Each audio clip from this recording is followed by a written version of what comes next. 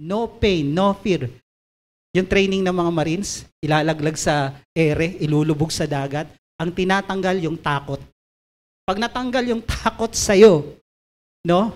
Yung fear, if you're not afraid of death, death will be afraid of you. So ito yung boot camp. And then they prepare for the worst scenario. Yun nga, kung saan ka papadala. So, matibay dito. At habang nahihirapan sila, sinasabi pa ng mga nagtitrain sa kanila, mag-quit na kayo, bakit nyo pa gustong ituloy ito? Lalo doon sa Pascal. No? Bakit gusto nyo pa? Bakit gusto nyo pang mag-Navy SEAL o mag-Marines? Mas matindi kasi Navy SEAL.